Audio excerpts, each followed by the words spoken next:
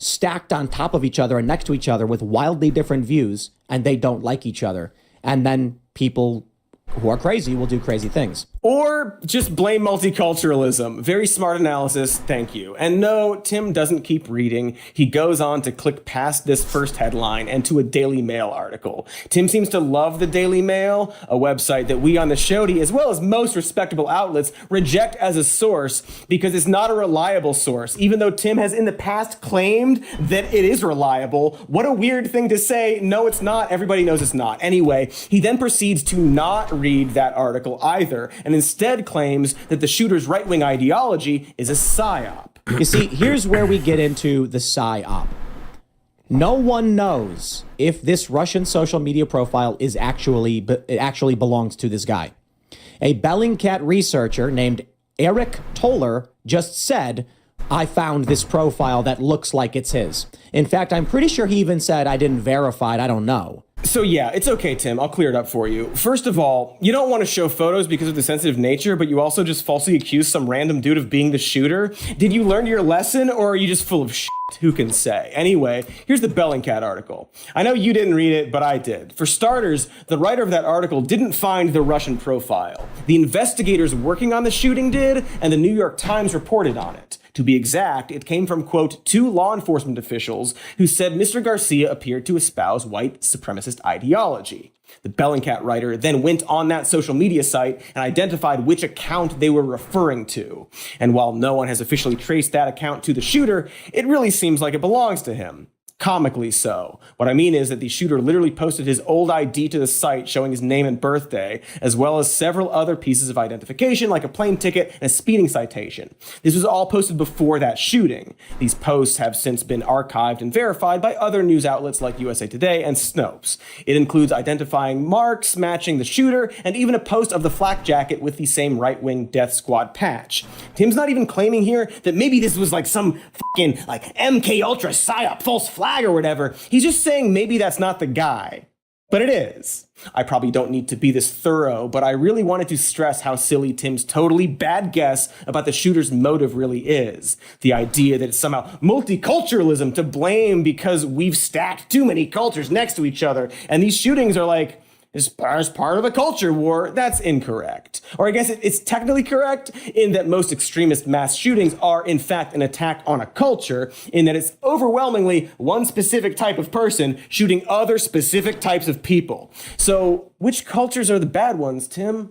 Which is the only culture we're allowed to have? Tim? Anyway, bad guess, Tim. But it's not your fault. As I already said, his show is literally just Tim skimming headlines in real time and guessing about random stuff. Just thinking aloud into a microphone after ingesting a fraction of information, sometimes to amazing results. Disney, I got a solution for you. Cut the woke garbage. Get back to American traditional values, meritocracy, individuality, personal responsibility, and community all together. It may seem paradoxical, individuality with community. No, it's because we respect the individual's rights, but also the importance of working together with shared moral foundations. Start restoring that. And maybe you wouldn't have to lay people off, because they specifically point out woke controversy. Here's the story. The cuts come out of the company reported profits of $23.51 billion. Whew, which exceeded analysts' expectations. So, I mean, look, that's still good for them. Wow, that is very funny. Ha ha ha. Like, usually when we play a clip of Ben Shapiro or someone like that, we have to take time to explain why what they're saying is stupid or a lie, and then make a little joke about it. But that clip just did our jobs for us. A completely self-contained episode in that clip. Watch out, us. Tim is coming for our jobs. This is often on Tim's show. He'll read a headline, make a really bad guess, and then prove himself wrong while skimming the article. Here's another quote of one of the many other times this has happened. And really, the only variation is how long it takes between those two moments. Sometimes, and this is really special, sometimes you'll catch Tim purposefully skipping over the parts of the article that prove his guesses wrong, hoping we won't notice. Here is a beautiful example shown in YouTuber Timba on Toast's incredible 2-episode Tim Pose.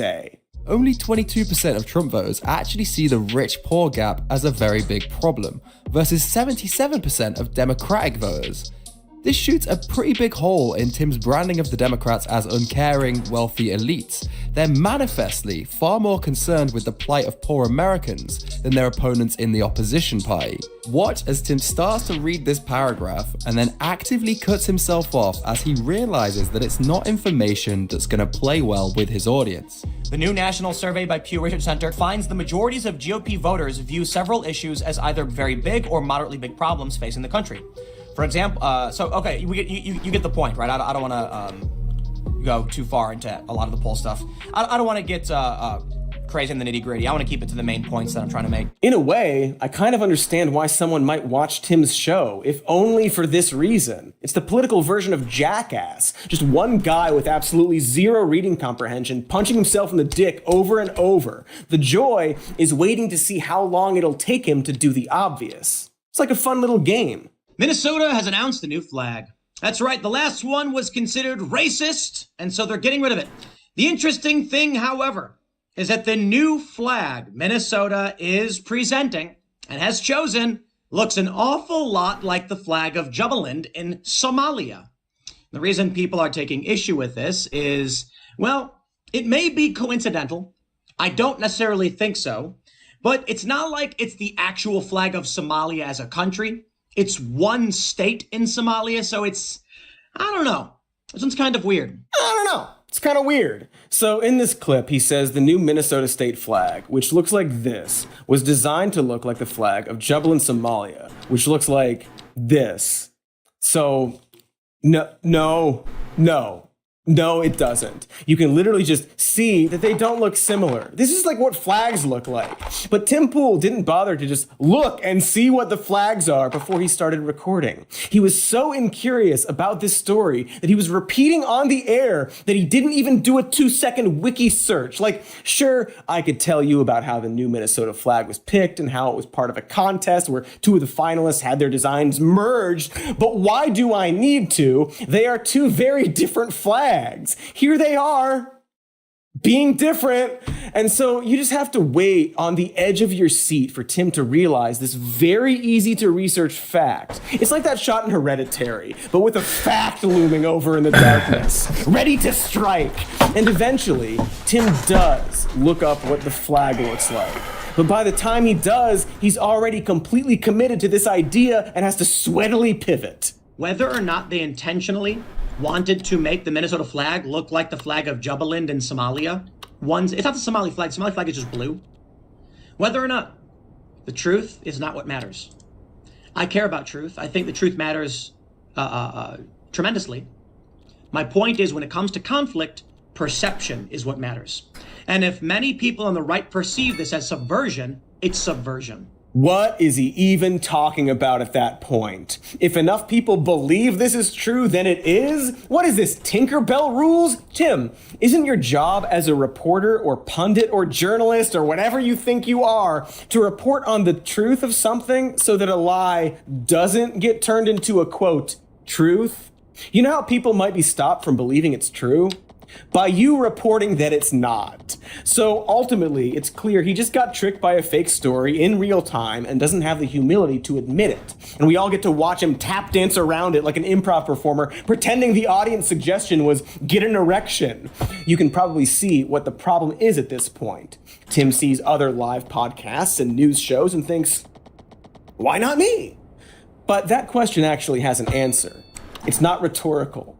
The reason why not Tim is because Tim is clearly very bad at analyzing the news. And what we get instead is this silly grifter jazz where he just sort of skiddly bops some stuff that he thinks sounds like the truth, then learns in real time that he is wrong. Or oftentimes, enough time passes that he just hopes we all forget how wrong he was. Oh, do we have something COVID related? I bet he had some very bad COVID guesses. I will bet you $10. Look at this. Number of U.S. deaths per day has not spiked. Look at where it was early on. And now it's actually, there's a spike right here. It's a little spike. It's going up, and we're worried about that. And I can understand. saying we need to take precautions to prevent this spike from skyrocketing. But take a look at cases.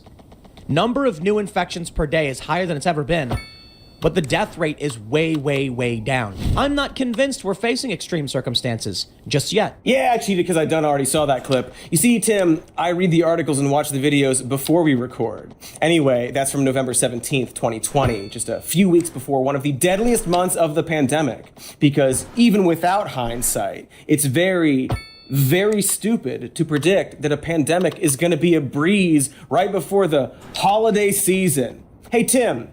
Bad guess. By the way, Tim's bad guesses aren't limited to video. Here he is on Twitter claiming that Australia is putting people who might have COVID into a concentration camp. For the record, they weren't doing that. He's referring to the Howard Springs quarantine camp that the government housed people in. And while it's not a 5-star experience, by all accounts, it was just like staying in a cheap hotel. Sometimes with raves. Okay, what other hilarious guesses do we have? Oh, here's one from November 2020, right before the election. I think Donald Trump is looking at a potential landslide. I'm not exaggerating. There's been periods where in the past where I was like, Trump's going to landslide for these reasons. And then there was some negative things that happened. And I'm like, wow, this is starting to look bad for Trump, actually. Now I'm starting to be more convinced that Trump is on track for a landslide. Notably, he's going after New York. Boom, there it is. The Democrats didn't buy any of this ad space. Why? Donald Trump's going to win. Trump is going to win. I'm convinced. Absolutely convinced. Oh, so close. Very funny he honed in on New York, a state that Biden won by about 2 million votes. Bad guess, Tim. Tim is generally very bad at guessing when it comes to serious political matters, specifically around Trump. I wonder why. After Trump lost the election, Tim continued to guess that his election fraud grift would pay off. Here he is on December 8th of 2020, getting very excited about the news that Texas was challenging the election results. How about this? Texas sues Georgia, Michigan, Pennsylvania, and Wisconsin at Supreme Court over election rules. This suit was filed just before midnight on the 7th. And it is now, in the wee early hours of the morning as I record this. Many outlets probably haven't even been able to catch up. Let's read the story, and then we have a breakdown of exactly why they're probably going to win this one. And this is huge. This is going to change the outcome of the election. In my opinion, we'll see. We'll see. And he did see. Literally 4 days later, when that lawsuit was thrown out by the Supreme Court.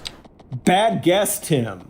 Tim had some other bad guesses during that initial Trump election fraud chaos. Here he is around that same time, completely falling for the claim by Trump's lawyers that surveillance footage showed Georgia election workers secretly stuffing ballots from a suitcase hidden under the table. There is a black table, for some reason, in position, and once everybody leaves in the surveillance footage, they pull out a box of votes and begin counting. Now, the allegation is that the people working here told all the observers, we're not counting anymore. You guys need to leave. People left. They then pull out ballots from under a table and begin counting. Occam's razor would suggest they told the observers to leave, as what the Trump campaign alleged, and then started counting ballots they pulled out from under a table. What's your explanation for this? That alone, to me, is a massive red flag. But then you add in 2 sworn affidavits, maybe more, from the GOP observers saying they were told to leave. And then you have the surveillance footage of the person telling them to leave and then pulling the ballots out. It makes no sense. I can only say that, to me, this is overwhelming evidence of legit, serious voter fraud. Bad guess, Tim. If you're curious, unlike Tim, that story was easily debunked by the same surveillance footage showing that the hidden suitcase wasn't a suitcase and in fact was a ballot box that was brought in about an hour earlier in the tape. There are a few more details to it, but you can just read about it. I mean, Tim won't, but you can. Or you know what? You can just ask Tim Pool several years later when he pretended that he never fell for the election fraud lie. I want Trump off of the election fraud stuff. There's videos showing ballots being pulled out from under tables and they're counted and everyone's like, that proves it, all the fraud. And then when I correctly break down the story, because that's what I do for all the subjects, now people are like, now Tim finally understands. Dude, when people were claiming Trump was going to be reinstated in March, in February, in April, like no matter what happened, they were like, Trump will be truly inaugurated on this date. And I kept saying no. People attacked me for it. And then you have that video I mentioned where they're pulling ballots from under the table. Watch the full video. I watched the full video. They actually put they collect ballots from people like normal, put them in boxes, and at the end of the day, they pull them out to count them. But a lot of people didn't see those videos. That's why I say stop with the fraud narrative. It's a trap. Okay.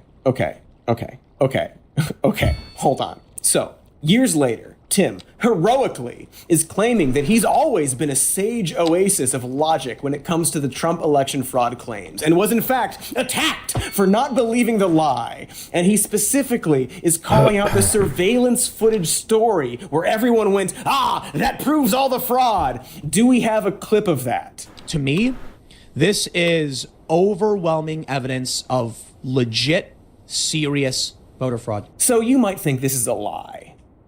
Because it is. But I have a theory here. Maybe it's naive, I don't know. But it's wild to me that Tim specifically calls out a story that he fell for in the past and completely retcons it like Homer Simpson recounting an event. Like, what a bad and easy to avoid lie. Why not just call out a different claim? Why would he set himself up so perfectly like this?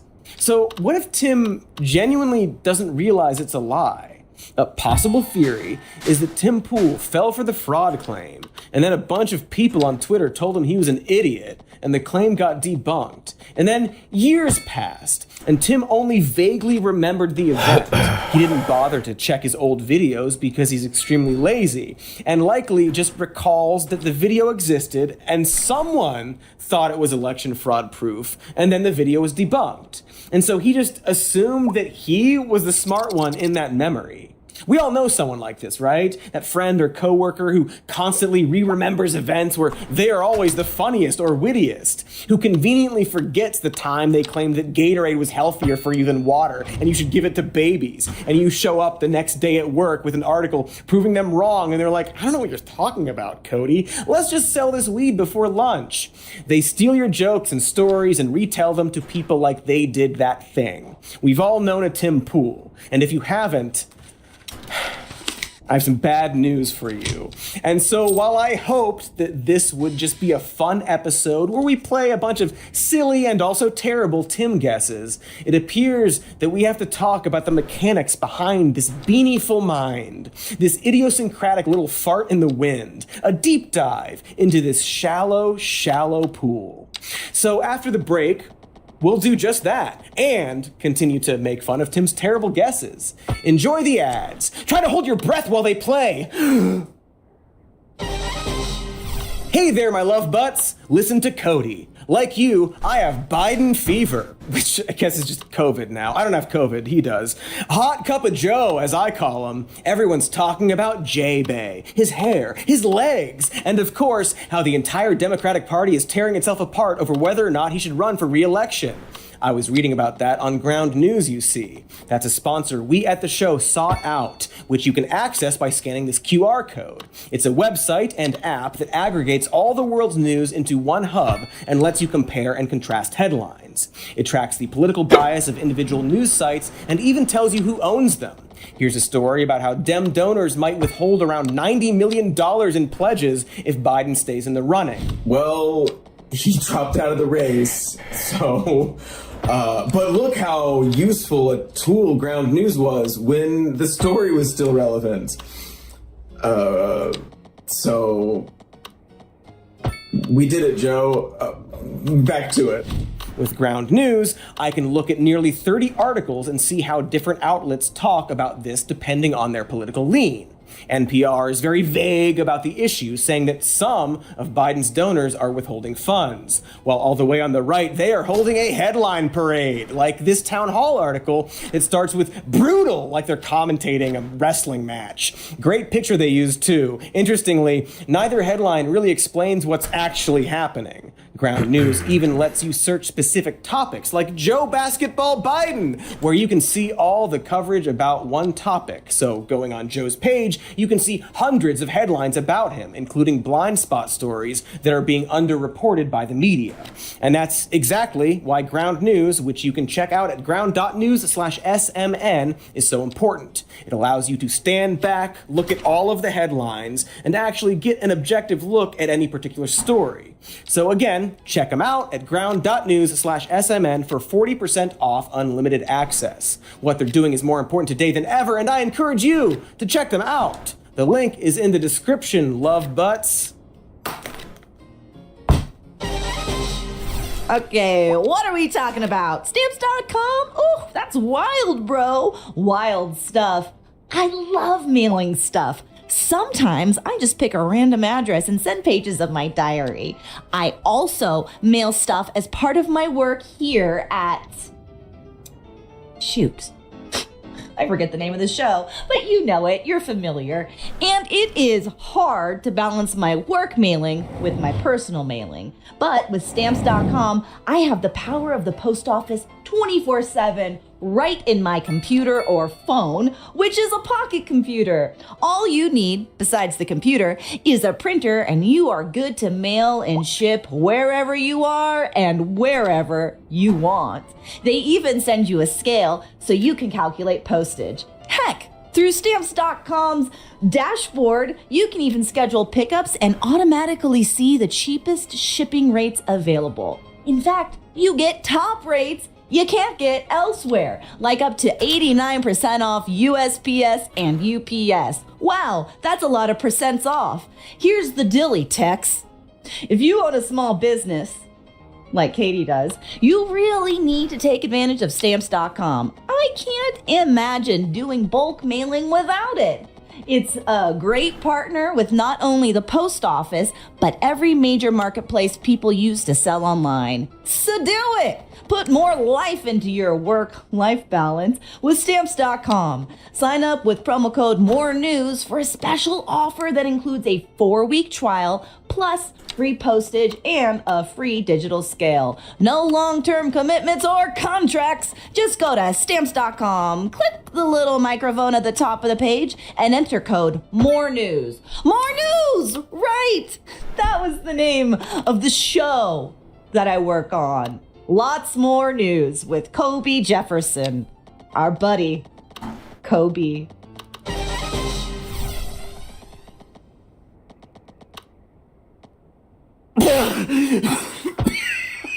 I did it!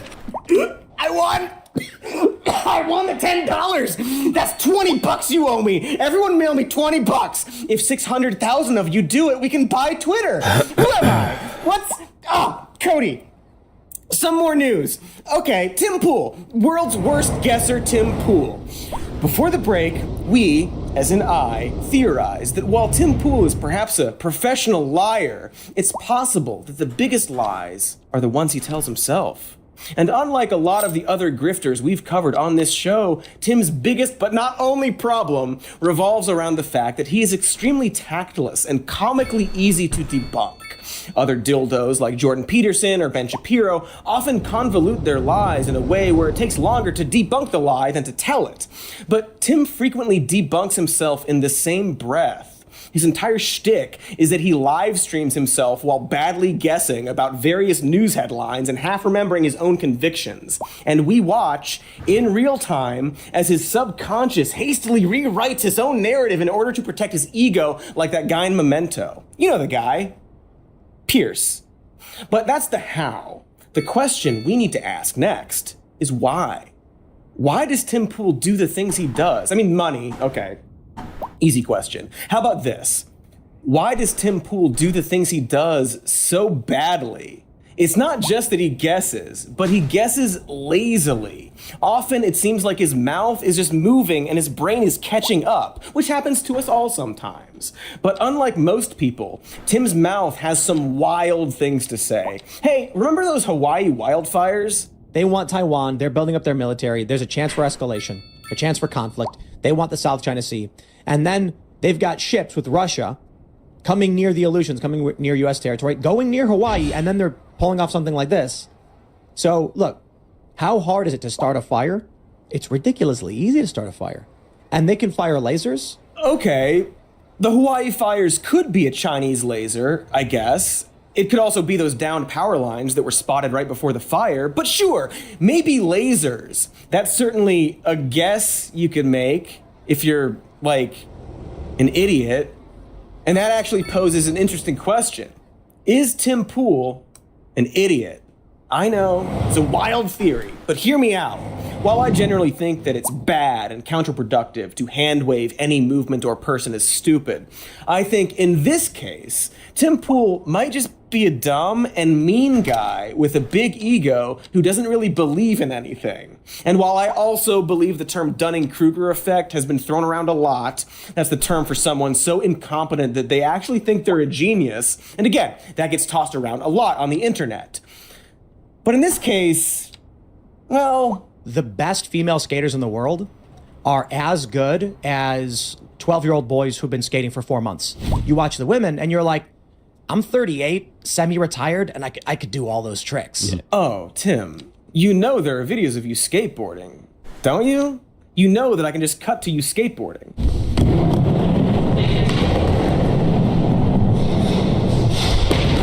See?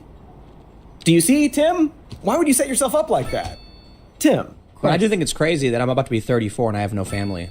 Because my dad had 2 kids by the time he was 27. Yeah. And I'm like, man, you know what the problem is, though? It's definitely not me. Mm-hmm. I think it's everybody else. Oh, Tim! Tim, please stop saying things. You are breaking my heart. I don't know. Was he joking? Seems like something a comedian would say, all deadpan. I'm sure he's claimed it was a joke after the fact, but yeah, Tim, if you're struggling to find a partner, I don't know, man. Maybe it's stuff like this? When they come out and they accuse Andrew Tate of being all of this evil stuff, how much can you really believe it? There's a challenge there, because bad guys exist. There are people like Weinstein. They exist. Let's talk about Weinstein, however. Harvey, am I pronouncing it right? I don't know. This dude in Hollywood, they said that he was abusing all these women. It certainly seems like he'd abused a lot of them. But let's be real. Many of these women were abusing him. Oh, here comes the feminists all screaming and crying like, sorry, no, I'm just going to say it. How many women sought to bang Weinstein thinking it would get them a leg up in Hollywood? Oh, here come the feminazis getting mad at me for saying that the women Harvey Weinstein raped actually wanted it. See, ladies, Tim is just telling it like it is about your kind. Tim, women expert. Women who he apparently also thinks maybe shouldn't vote? Single. Not his fault. Your fault. But also, other guys' fault too. If this young woman, I mean, she looks like she's in her 20s, has only ever been around sneaky fucker types, male feminists, low T, weak men lacking passion and ambition, men who don't get up, don't exercise, don't improve themselves, and she thought this is what men are. Interesting. Perhaps one of the big reasons that many women are claiming to be LGBTQ is because they're not feeling strong attraction to males because they're not actually encountering real masculinity for which they would be attracted to. Yes, that is Tim blaming lesbians, a brand new phenomenon, on feminine men. As in, the reason he thinks that some women like other women is that men act too much like women? Damn lesbians, always hating feminine things. Lesbians, famous for hating pussies. Hey, Tim, I'm gonna need you to admit on camera that by this logic, the increasing masculinization of women is making you want to suck a man's dick. That's what you're saying. All of these unnecessarily manly women are making you want to curl up in the strong arms of a man to escape the women's manliness, you see. Tim is not a man who, thinks before he says stuff. Not even for a second. It's like his one conviction. He wouldn't even think before he says stuff for money. Good thing he doesn't have to, actually. And despite all of this, despite being vocally single, despite saying he has no family, no kids, Tim is more than happy to act like an expert on these things. I'm hanging out over the holidays, and I'm hanging out with this couple, and they've got 2 kids that are 2 and 5 years old or whatever, and they're just like, dude, all this talk about gender neutral stuff and whatever, it's fake news. Because anybody who's raised children, is that a boy and a girl, they just know boys do things and girls do things. They were telling us for some reason the little boy has just started smashing things. No one ever told him to do it. And for some reason, the little girl started picking up dolls and nurturing them. For real. They were like, the little girl wants to carry on the dolls, and baby them, and the little boy is just smashing things, and they're actually like, why are you doing that? Because little boys are different. That's right. Tim Pool, child and women expert, thinks that little girls don't like smashing things based on a conversation with a couple he was hanging out with over the holidays. How is this not the type of conversation you'd have with some guy at the bar who gets increasingly sadder the more you learn about him? He's speaking with such confidence about something he very clearly has no actual firsthand experience with. And so I really think that Tim Pool is just a guy with a really inflated ego who thinks he's way smarter than he is. And you can really tell that whenever he lies, or rather, tries to lie. Like, you know the beanie? Sure you do. You've seen it in every clip. He doesn't take it off. And we all know why he wears it. But when he was finally confronted about it, when some other dumb guy tore his beanie off at an event, this is what he said. The dictionary definition of the word bigot. Don't fucking touch me. Come here. You wanna know why I fucking wear the hat? Yeah. So these motherfuckers can't fucking recognize me when I'm on the street. You wanna take a picture of me so that I'm easily identifiable? Tim, you wear the beanie so nobody will recognize you? Tim, that's the claim that you're going with. The beanie that you've worn literally everywhere, including the White House and Mar-a-Lago. You wear it so people don't recognize you? Or wait, do you mean you wear like Slash, where you think when you take off the beanie, you can walk the streets anonymously like Bruce Wayne? Because I have some bad news, Tim. We can tell it's you with or without the beanie. That's not really a big change. Tim, did you know that Clark Kent is Superman? And you can see here that beautiful collision between an inflated ego and lack of common sense. Despite being one of the wrongest and silliest persons ever, Tim seems to think that he is an institution vital to American culture. And when we have a coffee shop in every little suburban area of this country, and some woman walks in to get her cold brew with a splash of cream, and while she's waiting for her blueberry muffin to be warmed up, she will look up at the TVs on the wall, and it will be the Patrick Bet-David podcast. It will be Steven Crowder. It will be Timcast IRL. These will be the shows that are running in the background. So when people are sitting there, that's what they're going to see. Real conversations and real news. And that's how you win a culture war. And you know what? There will be angry leftists screaming and crying, but we've never catered to them in the first place, so we don't care. Yes! Winning! Tim is winning the culture war, according to Tim, who at one point claimed that his band... He has a band! Did I mention that? Tim has a band called Timcast. He named it after his podcast. And Tim has claimed that his band would be more popular than Taylor Swift if it weren't for, like, the system, man. More of my fans buy my music than Taylor Swift buys hers. Yeah. If Taylor Swift could sell, they would do it. The problem is they have lost all of their influence, and the only control they have is the machine, the mechanism that forces you to listen to their music. Mm-hmm. If Taylor Swift was not placed on the digital streaming platforms because these companies are given preference, then nobody would listen to her music. Tim, you're almost 40. You are a right-wing commentator who dresses like a narc and has a dad rock band that plays like emo pop punk? I'm sorry, you're just not that cool. Hey, how much of their band can we legally show?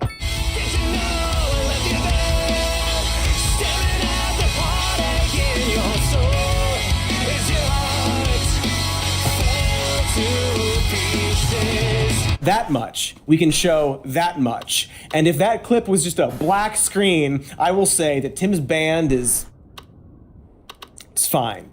It's not my thing. There are some talented musicians involved, I'm sure. But I think it's generic and bad music. Unremarkable and melodically just kind of a ripoff of a Paramore song. The chorus is, "Did you know I left you there, staring at the heartache in your soul, as your heart fell to pieces. Heart twice, so close together." Really evocative and unique lyrics. It's fine. I don't know. I think it sucks. whatever. Sorry about your breakup, Tim. Guy who has gone on record saying that he's been single and it's specifically everyone else's fault. But the idea that he would somehow do the global numbers of Taylor Swift is once again this perfect example of the dumb little bubble Tim has crafted around his world. This perfect lie where he's the bestest boy if only the establishment would admit it. Like, Tim, I get it. I'm pushing 40 myself. I have a political show that heavily features corn and puppets. I also have a band, The Hot Shapes. Our first album, Laverne, is available to stream on SoundCloud and purchase on Bandcamp. Notice how I didn't name my band Some More News, Tim. But if my band was suddenly doing better numbers than Taylor Swift, I'd kind of assume I was in a coma and living out a fantasy as my brain slowly died. I'd assume something was fundamentally wrong with our youth, that they would suddenly glom onto me and my news show over a 30-year-old singer-songwriter who looks like a supermodel. That would be a dark day for America, Tim. Am I saying my band is bad? No. Available now on SoundCloud. We're awesome. I'm just saying that young people aren't going to overwhelmingly like the stuff our generation likes. That's fine. I mean, they're wrong, but it's fine. And it's how the world works, Tim. You're not 20 anymore, Tim. Take the beanie off and stop trying to lure kids into your Neverland Ranch skate park. So this is when you first walk in the doors. We got the arcade machine, we got slot machine for some reason, we got these workstations, we got hangout spots, we got projectors, massage chair, because sometimes you just need to do a massage, and we got this bar. And as you can see, every flavor of cereal. Oh, and boxed wine. So we want everybody to be able to come down, hang out. Mike came out, he hit the grind bar. It's been done. That's it. You laid your steak, you get a little flag in it. But to other people, man, I don't care what you do. If you got something fun you want to do in the park or come hang out and film something, airsoft, whatever, you know, we're trying to open it up to as many people as we can, but it's still a private space, so. That is footage from Tim's office / skate park / compound I mentioned earlier. His words, compound. This is like the first time we filmed actually walking through the compound, I guess. You can call it a compound. Yeah, I do not think you can call that a compound, but whatever. And actually... So they have to lie about it and say things like it's a cult or a compound. Okay, so he doesn't want you to call it a compound? That video is very funny. He just whines about how his compound is not a compound, should give him the cool factor and inspire people. And he gave a tour like MTV Cribs, a really fresh reference that really shows how cool you are. I don't know, maybe I'm being a little mean. You know, I like video games and slot machines and massage chairs, but that place looks like shit. I know it sounds a little elitist to say. Like, I would love a house, don't get me wrong. Sometimes I just start crying in the lawnmower section of Home Depot. But according to him, Tim is a millionaire. And his big cool HQ compound is like a messy dorm basement that's also trying to be an office / community center or something. Like, looking at that video, I don't want to be physically in that space. It's like a dingy stoner pad. It's not really well decorated, and it feels pretty creepy to be like, hey everyone, come to my private skateboard compound. I have boxed wine. He's like a hillbilly shredder. Boy, I could have done an entire video about Tim Pool's skateboarding compound. At one point, we see inside his house, and he doesn't appear to have any furniture. And it's just an extension of one of those suburban McMansions everyone hates. It looks terrible. The actual skate park is just his garage with a don't tread on me flag. Again, I don't want to be mean, but it really looks like the house of the guy your parents told you not to go near. I don't know. I guess I do want to be mean, but I actually feel bad right now. Like, that video is 3 years old, so maybe it's nicer now. I hope it's nicer now. Man, this was supposed to be fun. I don't feel fun. I feel sad. But cheer up, Cody, because if you recall, I didn't just say that Tim Pool was a dumb guy with an inflated ego. I said he was a dumb, mean guy with an inflated ego. For example, here's Tim talking with his editor-in-chief about how they can legally hurt people who wander near their big, dumb houses. If you come within, if you come anywhere near my house, you're on my property. Yeah. In a Castle Doctrine state. Same. I'm really out there. And the closest, my mailbox is a mile away from my house. I'm not kidding. An actual mile from my house. So, if anyone comes anywhere near me, I even thought about putting landmines in on my You can't street. legally do that, can you? I probably not. The mice or the squirrels will blow up. Cool gun necklace. So which is it, Tim? You want to have this hip skate park or a doom prepper fortress? I'm not sure he knows the answer. Remember this? You know, we're trying to open it up to as many people as we can, but it's still a private space, so... We're trying to just open it up, but also don't come here or you'll die. I don't know, Tim. Those are some weird ass signals you're sending out. It's like watching a promo video for a children's Scientology summer camp. Tim is constantly struggling between his laid back skate bro persona and his deep seated rich guy asshole brain. You can watch him suppress it in real time like he's the Hulk on a Japanese game show. Back in 2023, a DIY skate park near Tim ran a best trick contest. And being the chill skate punk he is, Tim tried to donate toward the prize money and got hilariously rejected by the people holding the contest. You know, because he sucks. And he tried to insert himself into their event. And as a response, Tim, totally not mad, announced that he was going to buy his own land to build his own skate park. Don't you already have a skate park, Tim? Remember your weird compound park? Anyway, it turns out that several months later, Tim would buy the land that DIY skate park was on. The one that rejected him. He did it under his extremely ironically titled shell company, Will of the People. And when that DIY skate park went on Instagram to tell everyone what Tim did, Tim half denied it, tweeting, quote, "I am being accused of spending $850,000 to buy the land under a DIY skate park because they wouldn't let me skate there. While the idea of me buying $1 million plot in 3 weeks is absurd, I do own it though. I will allow them to believe every bit of it because it's based." Okay.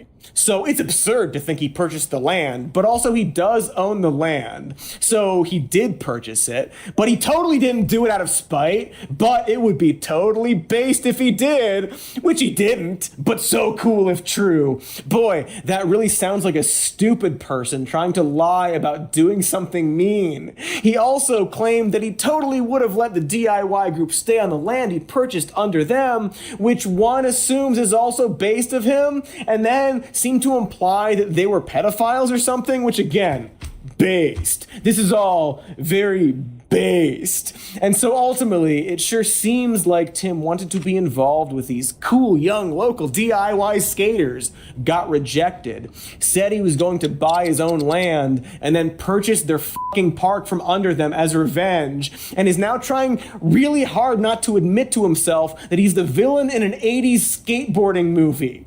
The rich conservative land developer forcing everyone to play with him because you don't get it, kids. He's actually really based if you get to know him. And I think the reason why Tim can't reconcile his desire to be this hip skate dude and political journalist / commentator is because his opinions are uncool and mean. He has the body of a young-ish Gen X dude and the brain of a 90-year-old Facebook conservative stockpiling ammo. Allow me to demonstrate. I do think it's fair to be like, my child is not old enough to learn about sex ed and the birds and the bees. When it comes to innocence and all that stuff, I'm like, dude, I'm not saying the kids should be in the mines. They do yearn for them. Minecraft is proof. They yearn. But kids should yearn have for the jobs. Children should be working. And I will say that with absolute vigor. Hey dudes, I'm Skateboarding T, here to rap with you with vigor that kids should have jobs and not learn about sex. Check out my band. I named it after my political podcast. Also, I don't care if you die. No amount of children dying should justify someone having their rights taken away. That's just it. That's just it. My lord, Tim, you can probably guess that he's talking about guns there. There are a lot of clips like this, clips that I don't really need to debunk so much as let speak for themselves, where Tim will just say the type of silly and obviously wrong stuff you hear on Fox News. Here he is rambling about how he watched an AI video about Christmas and mourned his lost nostalgia because people name their kids Muhammad or something. I saw on Instagram an AI-generated video which created the most intense version of this feeling. I would say it's akin to some kind of nostalgia, some kind of like feeling of home. It was an AI video of a cabin with a full 20-foot glass wall from a hilltop overlooking the town with heavy snow falling, a fireplace, and a TV playing cartoons. You want to share that feeling. You want your children to know these feelings. Something truly fascinating. Now, I think this is why people say, I'm upset when I hear that Muhammad is the most popular name. Because it's that thing you grew up with. That connection to your roots, to your history, that the feeling you get, it's going away. A couple things. For starters, akin to some kind of nostalgia, Tim, that's just nostalgia. Also, you don't have kids to share that with. Also, yes, nostalgia goes away. That's why it's nostalgia. Also, you can still watch cartoons in the snow. In fact, you can watch cartoons from the 80s thanks to streaming. And the only reason that might go away is because the snow itself is going away for some reason. Also, it's not truly fascinating. You like the AI video of snow and cartoons because when you were a kid, you watched cartoons while it snowed. And when you were a kid, you didn't have to worry about anything, and you just want to go back to simpler, easier times. It's not complicated or deep. Why are you talking like that? But mostly, Tim, you know who else had a weird Middle Eastern name? Jesus. Bad opinion, Tim. Which is kind of like a bad guess. Opinions are just the guesses of the feelings, after all. Man, there are so many clips. We're gonna be here forever. Let's keep it moving. Here he is getting mad at his own website for being too woke about immigration. Capital to handle the massive influx of asylum seekers? Come on, Adrian. This is timcast.com over here. We don't call these people asylum seekers. We just call them illegal immigrants. Okay, I'm sorry. Criminal immigrants is probably better. Oh yeah, not your granddaddy's conservative. Wait, correction. Exactly like your granddaddy's conservative. More, give me more. I hunger. When the mob comes to your house, like they did to the McCloskeys, and they threaten you, and they tell you they're going to take your home and burn it to the ground, and if you try to defend yourself, they're going to come out in the media, they're going to launch these finance campaigns and say you're the bad guy. That's right, cool kids. It's Mr. TP, here to say that the left will burn your house down. For the record, he's talking about a GoFundMe for one of the guys who was killed going after Kyle Rittenhouse after he'd already shot someone. Tim is furious that people are heroizing a guy who thought he was stopping an active shooter, standing his ground, something the right loves to glorify. Tim is pissed. I don't know, maybe Tim's just mad that this victim was referred to as a witty and awesome skateboarder by his loved ones, something that no one has ever said about Tim. Womp womp. Okay, just to be clear, there's nothing wrong with being bad at skateboarding, or being single, or not having a family, or being a little slow. Everyone is dumb about something or another. There's a reason that this show you are watching has multiple writers and editors and researchers and fact checkers, because no one person is an expert on how the world works. They have niche things they are smart about. Heck, there's nothing wrong with having confidence in yourself, even overconfidence. I know this because I'm really good at reading people and can do sex the best. But with Tim and a lot of these similar grifters, it's often the combination of these traits used specifically to bully other people, to spread hate and misinformation to audiences of millions with such overt overconfidence that they often just say it with zero self-reflection. I think books are archaic. I think books are great. They're archaic. Why? In the modern era, you can actively fact check what it is you're reading. So I remember reading a physics book. This is a while back, 10 years ago. And I thought it was all fascinating. Later on, I started looking some of these ideas up and found that they had been corrected and they were wrong. And I said, okay, here's a problem. This book contains information, some of which is no longer accurate. Why should I read it? You see, Tim once read a book about physics. No, he didn't. And then he looked up some of the stuff later, and some of the science had changed. So he decided to stop reading books, which are too archaic for him, and to only read things that don't need to be updated or confirmed or fact-checked. The internet. You know what else you could read instead, Tim? New books. I'm starting to form a theory about why Tim's guesses are so bad. Tim Pool doesn't aspire to better himself, and in fact is proud of how ignorant he is. He disgustingly flaunts it like a golden cock ring. Like, a lot of people drop out of school. That's fine. The writer of this episode dropped out of high school, and he's doing fine. But Tim Pool proudly dropped out of high school, and according to him, he intentionally refused to get a GED. heroically, and he wants others to be just as mean and ignorant as he is. You left school at 14 Yeah. and then just, Yeah, that was I went it. to high school for like 2 months. You're just like, I can't, I'm done. Oh, it's the stupidest waste of time. Wow. Yeah, You're it's not advocating not graduating high school, though. absolutely. Yeah, Really? huge I waste of time. Waste of time, kids. Just ask Tim Pool, the worst guesser who ever lived. And I know what Tim would say. He'd point out that if he's so stupid, why is he so rich? And yeah, that's actually a good question. Because frankly, it's weird that he can be this obviously misinformed, this proudly ignorant, guess so poorly, so consistently, and get rich doing it. I mean, it's not that weird as evidenced by other rich people. But after the break, we're going to find out how this happened. I'm sorry. I thought this was going to be fun, but I got to crack this dumb little nut, not in a sex way, and ask why Tim Pool could have possibly gotten famous to begin with. But first, let's crack these ads. Yes, in a sex way. Hey there, are you a smelly Kelly? Summer's here after all. Why, some days I spend 12, 15 hours just sitting in a small dark room watching Independence Day over and over and over. No windows, very muggy. Luckily, Mando Whole Body Deodorant will have you smelling great all summer long.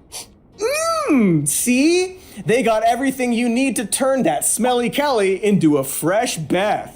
Their solid stick and invisible cream tube will blast your odor for 72 hours. Enough time to watch 19... Hey now, we're back. Hi. We're doing a Tim Pool. We're diving in that pool. That toxic, shallow pool. We discussed how Tim Pool just seems like a really overconfident dumb guy and gave many examples. And here's another one. Remember that libel suit against Tim? It turns out that Tim Pool actually tried to represent himself in court. And what was really strange is that most of these defendants were represented by counsel when we were talking to them. The only one that wasn't was Tim Pool, who thought that he could negotiate with me without an attorney. Oh my and gosh. he didn't put a retraction either. Tim Pool, law expert, proud GED refuser. It seems clear that Tim Pool is so overconfident and dumb that he is capable of actively sabotaging himself. It's a very specific type of dumb and reckless we see with people like Trump or Alex Jones, where they get by for way too long and then, in theory, eventually see consequences. We're especially seeing this with Jones, whose empire appears to be dissolving before our eyes like a dead raccoon in a hot tub. And as I said at the start of this, I do not think this libel suit will be the only lawsuit Tim Pool sees. And someday, maybe not soon enough, we could easily see Tim sabotage his little empire into oblivion. But right now, it's easy to see why Tim Pool is so overly confident, the same way someone like Trump was so overly confident. For the first half of Tim's life, he's been able to get rich by having absolutely zero knowledge or skills. And I think the reason for that is simple and because of two things. Number one, Tim Pool was exactly in the right place at the right time. And number two, Tim Pool doesn't actually believe in anything and was willing to say whatever he needed to get ahead. There's a very good Daily Beast article recounting Tim's rise to fame, which he mainly accomplished by lying and constantly changing his convictions. Because, I don't know if you remember this, but Tim Pool wasn't always a right-wing ghoul. He started his career as an Occupy Wall Street activist who made the news by utilizing modern media tactics that in 2011 were seen as cutting edge, such as live streaming and drone cameras. He wasn't the only person doing this, mind you, but he was there. And at the time, Tim presented himself as a centrist who nonetheless sided with the movement. Quote, I feel like I'm 80% of the time unbiased, and then I have that natural Occupy Wall Street is fighting for the people in me. So I did come down here to support the movement. I'm not going to deny it or lie about it. It would take Tim only 10 months to deny that and lie about it, telling El País that he was, quote, not an activist. 6 years later, Tim would claim that he never supported Occupy Wall Street. I don't align with Occupy Wall Street and never did. I'm particularly anti-authoritarian, so when you have this weird regressive authoritarianism happening during Occupy, I told him to f off. Boy, for a journalist, Tim doesn't seem to realize that people record the things he says. But I'm getting ahead of myself. Back in the 2010s, Tim was still seen as this hip new citizen journalist. This is no doubt how he still sees himself today. But by all accounts, Tim was more of an empty vessel than anything else. He was hired by Vice in 2013, and to the frustration of his co-workers, Tim presented a, quote, deficit of ideas. According to a former member of Vice's video team, there was frustration about his inability to do a repeat hit like his coverage of Occupy Wall Street. But Tim remained there because of how, quote, seemingly oblivious the upper management and the execs at Vice were to the fact that Tim Pool was a total hack. Tim, of course, denies this and claims to the Daily Beast that he, quote, constantly flew into chaos. Do we have a clip of the chaos? We're just back on the live feed.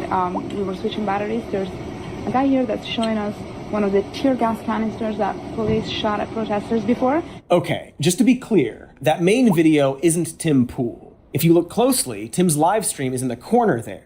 This is Vice's 2014 coverage of the Ferguson protests, and for this entire 34-minute video, they never swap over to Tim, who, from what I can tell, never goes near anyone or does anything.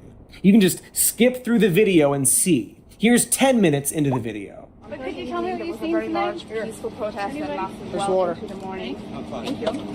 Come on. And here's 20 minutes into the video. But some of the people I talked to said that, you guys have tried to stop protesters, but for instance, when they called 911 while their stores were getting looted, there was no response to that. And here's 25 minutes into the video. I don't think I'm the guy you want to talk to.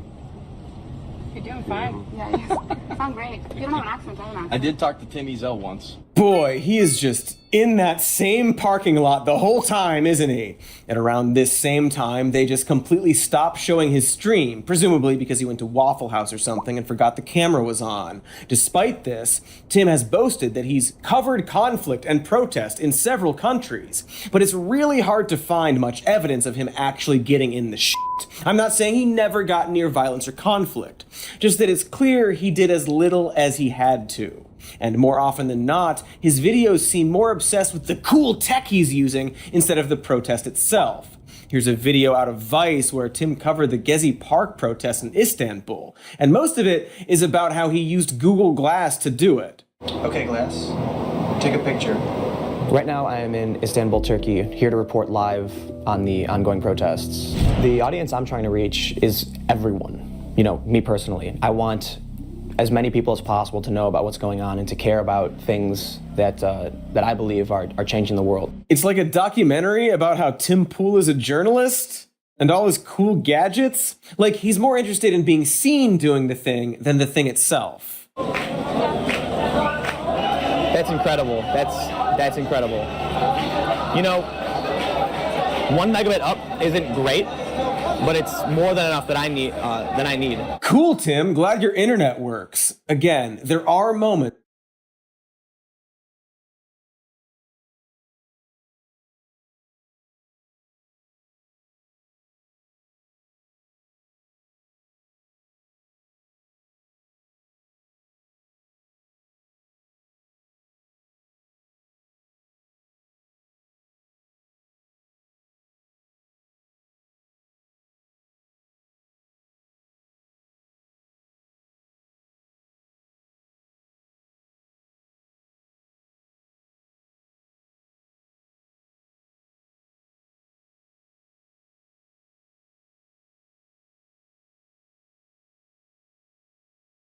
So using ICD-203, which is the standard in the intelligence community for evaluating probability, and based on the commonality of writing styles, the topics covered, the special characters, the tweet times, I would say that End Wokeness is likely Jack Posobiec. I like how for a YouTube video, he just made a public military intelligence assessment to the degree and, I guess, accuracy of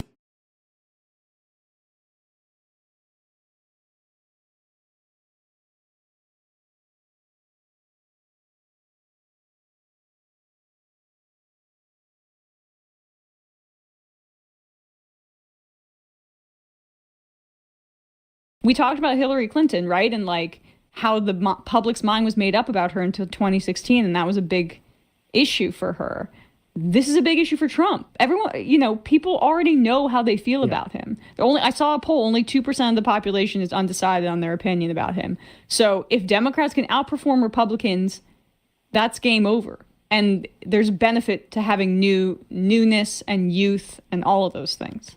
Well, that may be the case, Emma, but have you considered that maybe Kamala Harris shouldn't be laughing so much? Let's tune into some very incisive political commentary from Tim Pool, who's just calling him as he sees him.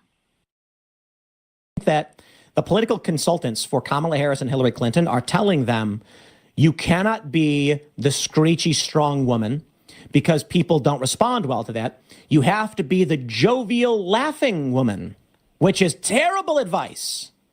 But I hate to break it to you guys.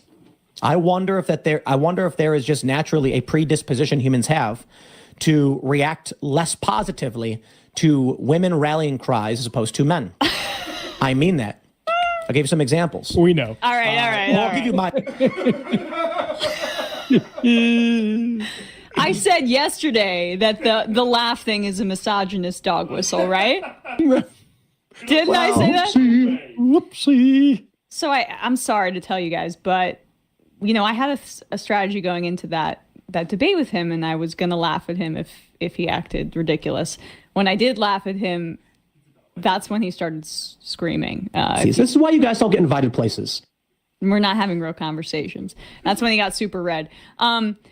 There is something, first of all, like Hillary Clinton. Yeah, that was part of the issue, bro. She can't, she was, I really have so many issues with her, from like a Iraq war support, Wall Street ties. Corporate vampire, hated voting for Hillary Clinton. But the sexism issues were real. She couldn't laugh because it was inauthentic. But then when she would try to rally, she's being screechy, she's being aggressive. He's describing the outcomes of sexism and why they need to be overcome. But he's basically saying, well, there's nothing you can do because either you're screechy or you're too giggly, and we're going to criticize you anyway for it. Yeah, bro, that's the problem. It's because you have an issue with a woman being in a position of authority in front of your eyes. What's always great about Tim Pool is he takes his perspective on things and then says it's actually the world. I want to remind Tim Pool that Hillary Clinton lost by 70,000 votes over the course of 3 states in terms of the Electoral College, but millions of more people voted for her than Donald Trump. In fact, Joe Biden won with less of a margin across in terms of the Electoral College, in terms of like 40,000 vote that could have swung the other way in the Electoral College. So they're actual, like in terms of like them appealing to humans, it's you projecting on to the rest of us your misogyny. Go back and let's hear him explain again how, well, it's a mistake to tell her to laugh. And it's also a mistake to tell her to be screechy women, because actually people don't trust women. And by people, I mean, Tim Pool doesn't trust the women. Because somehow we've had women leaders in other countries around the world many times over. It's just that religious fundamentalism in this country has carried the day, and the patriarchy keeps people out. So instead of railing against that, Tim's just like, it's just a fact. I mean, if you want to be a high value guy, you got to realize that women can't rule the world. Tim. Really is, though. I don't think it's a mental disorder. I think that the political consultants for Kamala Harris and Hillary Clinton are telling them you cannot be the screechy strong woman because people don't respond well to that. You have to be the jovial laughing woman, which is terrible advice. But I hate to break it to you guys. I wonder if there is just naturally a predisposition humans have to react less positively to women rallying cries as opposed to men. I mean that. I'll give you some examples. Or I'll give you my experience. So I did nonprofit fundraising. Almost all of you know this. And there were 2 characteristics that served men and women, respectively, individually, very well. You weren't allowed to say this in the office. You were just supposed to try and give people the best understanding of how to fundraise through a sales pitch. So they'd give you these scripts that you'd read verbatim. Hi, my name is so-and-so. I'm with insert group. Did you know of problem? Problem does thing. Then you have to give a sense of urgency. If we don't accomplish this, bad thing happens. The ask, now you need to give me money. Boring and doesn't really work. It works in a flat line, like EV positive way. Expected value, meaning like if enough people just read it, you'll make a little more money than you lose. But if you really want to teach someone how to do sales and how to pitch the American people and inspire the masses, well, if you were a guy, if you were tall, congratulations. People just signed up. And if you're a woman, which one do you think that was? And this is funny because I'm going to get offended by this, but no, it really was big breasts. And it's not meant to be crass. Oh. Fact is, in all the offices I've worked, which is, let's see, 1, 2, 3, 4, 5 offices, 5 different offices doing this job with different rotating staffs and things like this. There was a through line of women with large breasts. Again, not to be crass, would raise a lot of money. They'd go out and they'd come back and be like, I signed up 10 people. And it's like, I wonder why. Tall guys, same thing. Men and women react differently to men and women. And I think that's an important point to be made. Again, not to be crass, but what I'm saying is, if you get like AOC, when she went up on stage, pulled her hair down. I mean, this guy is so stupid. It's unbelievable. Can he not jerk off on air? It would be nice. I mean, it's Billy Mays is 5'10", by the way. It's such an imperceptible motion beneath the table. I mean, but enough. Let's just like I just for the sake of just showing how much this guy actually thinks about his deep experiences. Let's stipulate every single thing he has said has been true in terms of his experience. That in all the places he works, the best salespeople or the best fundraisers are big-chested women or tall dudes. Don't forget tall dudes. Or tall dudes. Let's just assume, just stipulate this, just for the sake of argument. He doesn't ask himself, his assumption is like the whole world responds better to men as opposed to women. I'm not even sure actually how this makes what his point is about Kamala Harris being president or being fit to lead. But somehow he's making the only way that people can fundraise is if they have either big breasts or they're men and they're tall. Size 13. But who are they going out and fundraising from? I mean, we know that wealth is concentrated in the hands of specific people in this country. Yeah. And it is not the vote is actually concentrated not in those same hands. Everyone has the opportunity to vote. Not some people are disproportionately, their vote is suppressed. But it is certainly not as suppressed as who gets to have wealth in this country, where you would need the tax break to contribute to a not for profit. And so he doesn't even contemplate maybe who these people are actually going and looking to get money from. This is just assuming what he's saying is true and that's his experience. He doesn't even contemplate who's on the other end of that transaction, which may be defining who gets paid. No, for him, it's just everybody. He's such a dimwit. He spends so little time thinking about his deep theories that he doesn't even realize he didn't even know what he's talking about, even with his own experiences. He's improvising. It's 1950s misogyny. It's just the idea of we gotta, I mean, again, I use this Mad Men example for when they do their maiden form ad where it's you're either a Jackie or a Marilyn, and they're should we get a woman's perspective on this? No. Women will buy it because they know they want to appear attractive to men. Wait, but there are 50% of the population is a consumer base. He doesn't even consider that. All the salesmen do well if they turn the men on or if they appear dominant because of their height. Has he done that forensic analysis of say men with full heads of hair? I was just gonna say that. Go ahead. Let's hear where he's going with this, because he's forgotten now. I think he's forgotten what his original point was. He's just trying to tell stories about big chested women that he's known. He's filling time. AOC comes up somehow. Tall guys, same thing. Men and women react differently to men and women, and I think that's an important point to be made. Again, not to be crass, but what I'm saying is, if you get like AOC, when she went up on stage, pulled her hair down, and was like, "Oh, let's go Bronx," everyone made fun of her.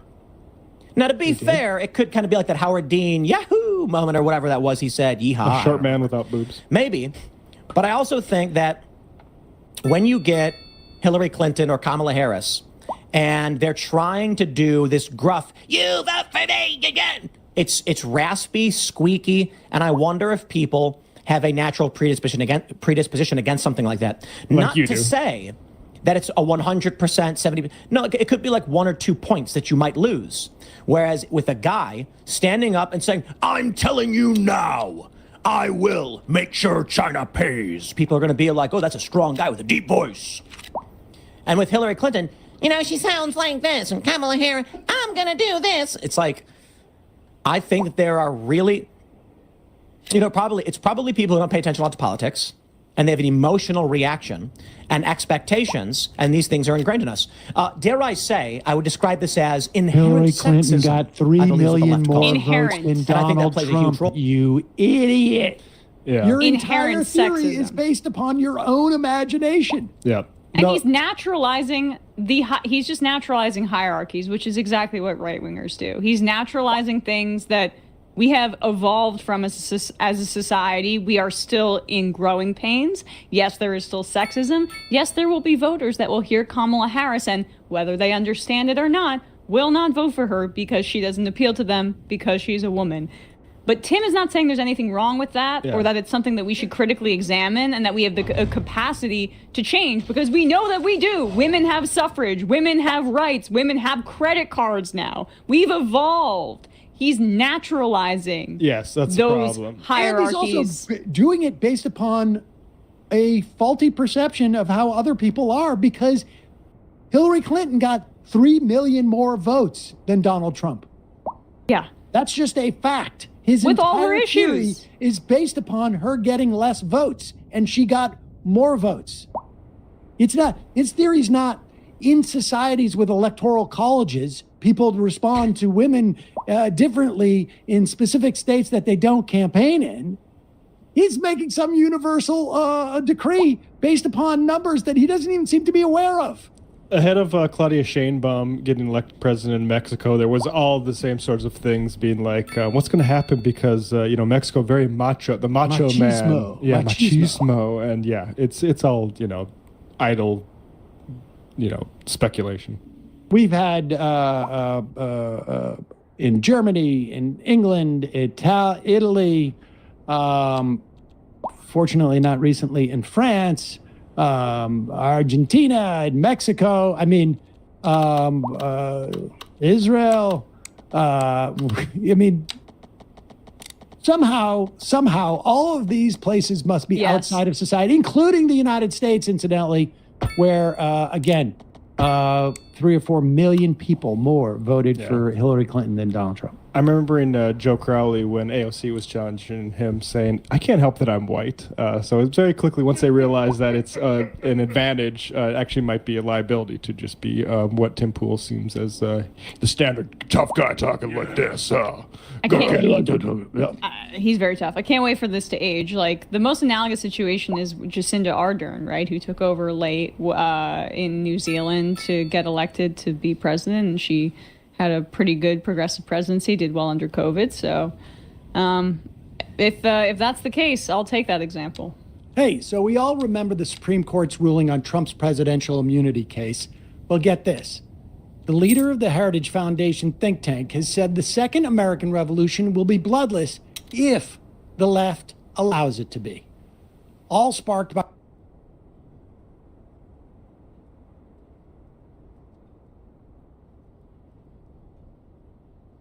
Welcome back to today's video. Today is Sunday, July 28th, 2024. Happy 100 days till Election Day. I'll be releasing an election prediction later today, so I encourage you to make sure that you watch that. Really excited to release it. It's my first ever prediction since Joe Biden has exited the race here. But what we're mostly focused on in this video is a favorability rating poll that we've seen from ABC News and Ipsos, showing Kamala Harris as the only major candidate nationwide, J.D. Vance, Donald Trump, RFK Jr. included, the only major candidate nationwide who now has a net positive on overall favorability. This comes at a time that Kamala Harris has a completely new image in the eyes of the American public. 1 week ago, less than a week ago actually, Kamala Harris was only the vice presidential candidate and Joe Biden was the presidential nominee, de facto at least, was going to win the nomination at the convention, the Democratic nominee for president of the United States. And so 6 days and 22 hours ago, Joe Biden made the announcement that he would be departing from the race and Kamala Harris would be who he endorses for the nomination. And since then, we have seen massive enthusiasm and engagement around the vice president, raising over $200 million, securing all the delegates needed to win the nomination in just under 48 hours, and overall having far more signups for the campaign than the Biden campaign had ever seen from the duration of its announcement to the dropping out of Joe Biden.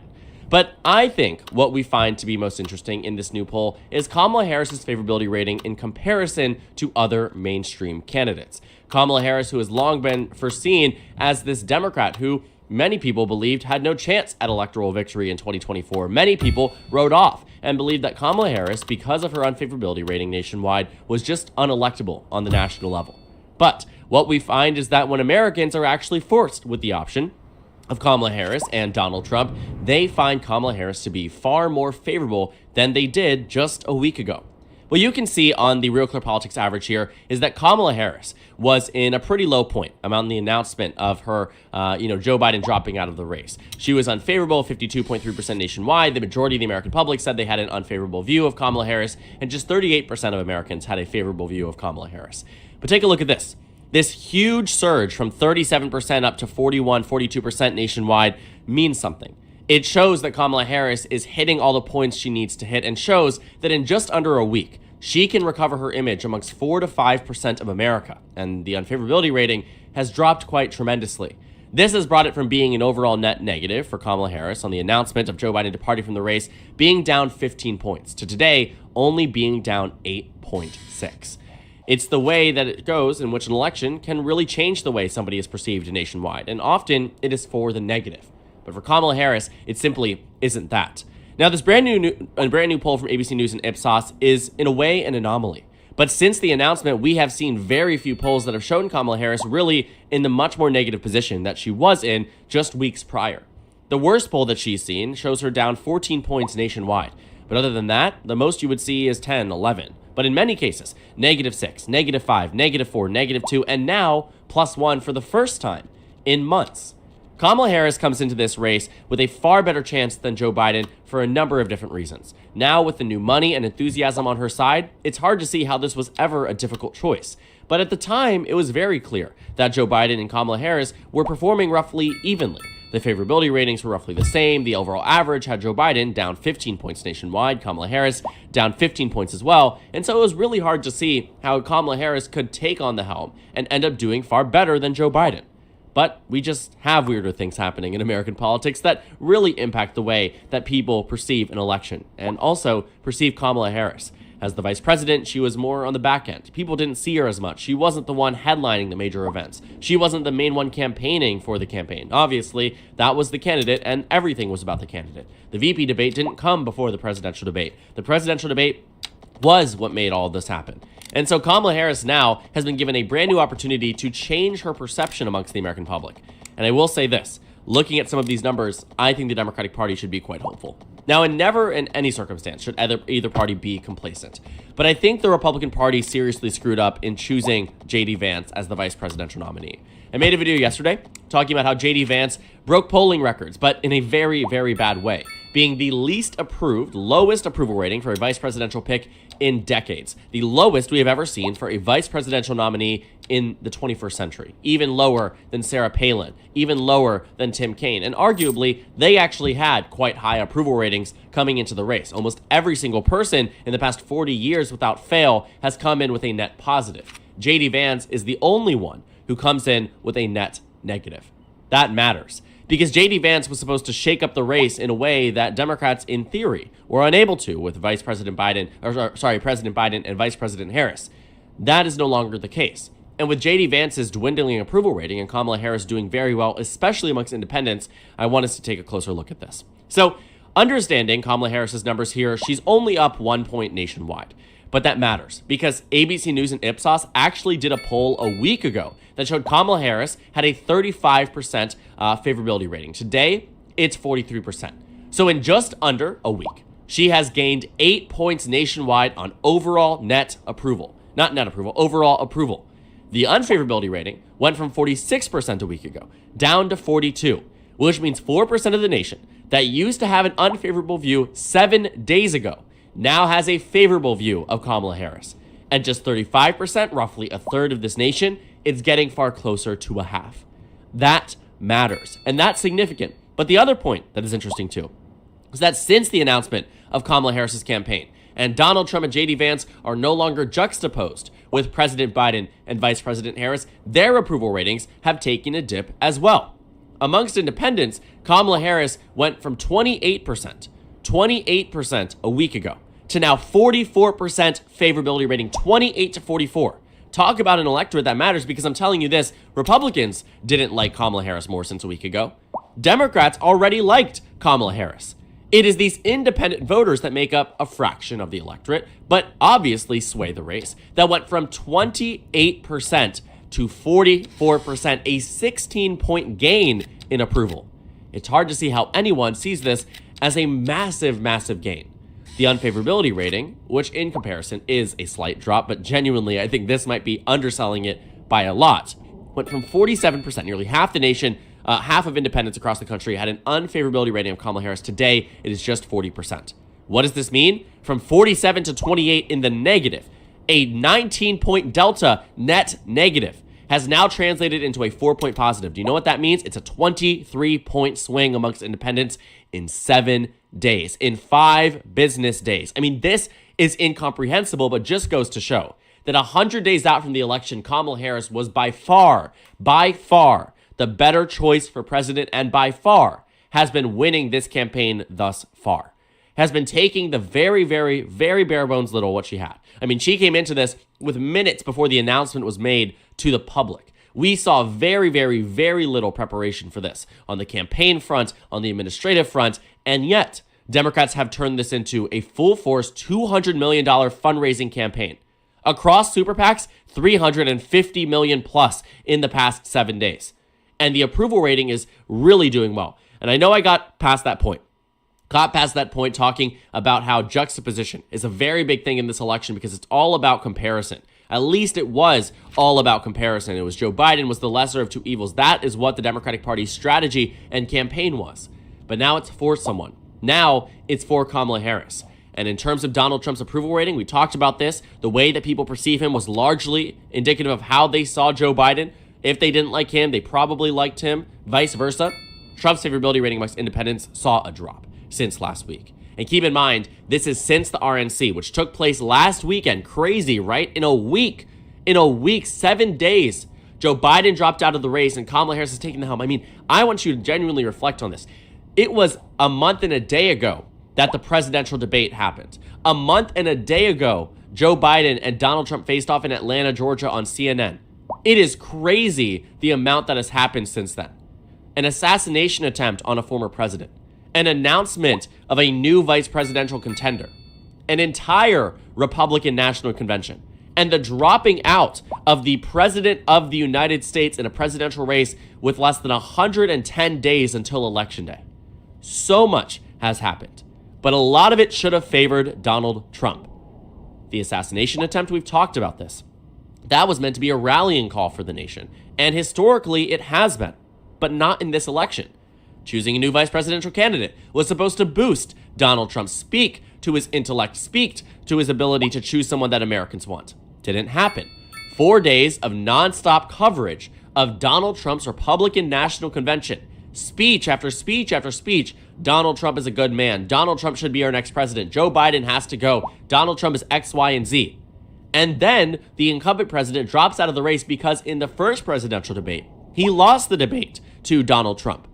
And yet with all of it, his overall approval rating has actually taken a drop. 27% of independents have a favorable view of Trump, down from 35% last week.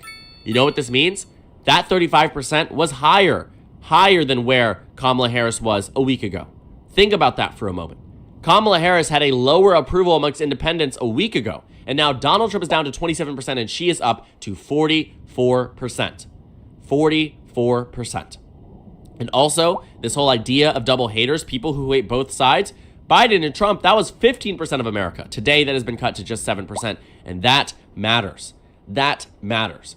And so Democrats are coming into this with an approval rating for someone who at first never seemed like they were even going to be viable on the national level. But this massive, massive shift, I mean, just take a look at this. This is insanity. This is as if something major happened, right? Right? If Kamala Harris, if we were being invaded by aliens and Kamala Harris was there and put a complete stop to it, that is what you would see, approvals shooting up like this. And I can tell you now, it is only going to continue. Because this is exactly what happened back in 2020 with President Joe Biden. His approval rating today, negative 15.5%. In the ABC News Ipsos poll, negative 13%. But in terms of where we were back in 2020, I've narrowed down this graph to the beginning of January. January 1st, 2020, roughly, 1st or 2nd. I guess I was off by a date. The unfavorability rating for President Biden, 3.7% more nationwide than favorable, right? People didn't like Biden on the overall net. At some points in time, he almost neared 50% on approval. At that time, you might be thinking, wow, I guess Joe Biden really wasn't on track to win the election back then. But then he started to do well in the nomination, started to do well nationwide, and then he won the nomination, essentially. This is around the time that Bernie Sanders dropped out of the presidential race. Overall net negative of 1 point. So Democrats realized they needed to do something. Donald Trump's attacks became more and more real. 6 points nationwide. Democrats needed to turn it around. So what did they do? They campaigned on character. They spent the coming months to spend all their time on advertisements about Joe Biden's story, how he is a good man, how he has a story that Americans should be proud of and should vote for in this election. And it genuinely worked. It gave Americans a new view of someone that they had seen in the White House for 8 years, who had been on the back burner of President Obama for all intents and purposes. And that's not a knock at President Biden. That is exactly how people perceive the role of the vice president, that you're the yes man, the right-hand man to the president of the United States. And so for all of their negatives are all of your negatives until you build your own brand. And that's what Joe Biden was able to do. Favorability started to get closer and closer and then started to get positive. A dip for a little, but then came the convention. Around this point, the nonstop media coverage around Joe Biden's story, his character, his relationship with his family, his relationship to God, his country, his Senate serve. You have so many different things that the Democratic Party realized if we don't win the game on favorability rating, if we don't win the game on who likes us more, we lose this election. And so what did they do? They took all of these negative qualities and steamrolled them out. And it began to make Joe Biden much more positive in terms of overall approval. And guess what? By the time we reached Election Day, 6% more of the nation and the majority of the nation viewed Joe Biden more favorably than unfavorably. That was a 9-point swing in the span of a year. For Kamala Harris, it has been nearly a 9-point swing in the span of a week. That matters. That makes a huge impact. And I will have to say, too, when you take a look at Kamala Harris's approval rating before she was the vice presidential nominee, it actually wasn't quite high.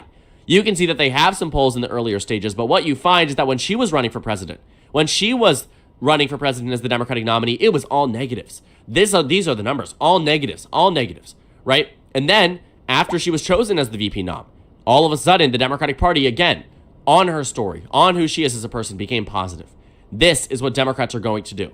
And then obviously, as the term went on, it was positive in the beginning, the honeymoon period that we had, but then it became negative and negative and negative. So now Democrats need to go ahead. I mean, I'm telling you, you could not find a positive poll in months on end until today, until she has been given the opportunity to lead a national campaign. And now Kamala Harris is doing far better than people had predicted when she was in the running for consideration.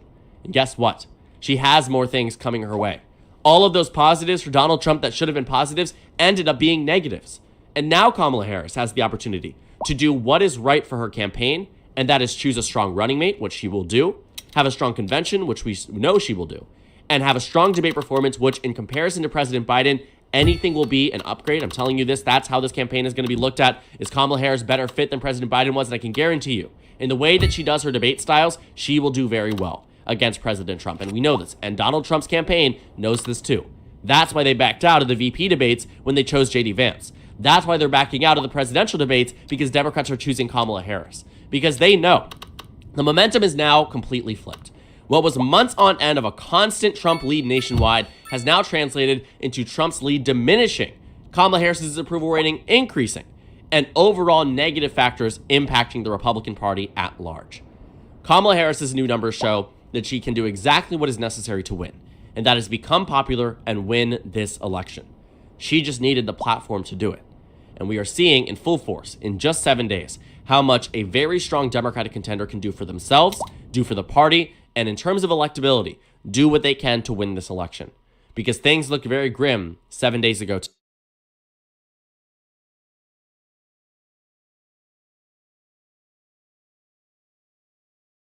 Emma's been waiting on this one all week. I just love, like... She was offered a tour, sushi, and poker with the boys. Yes.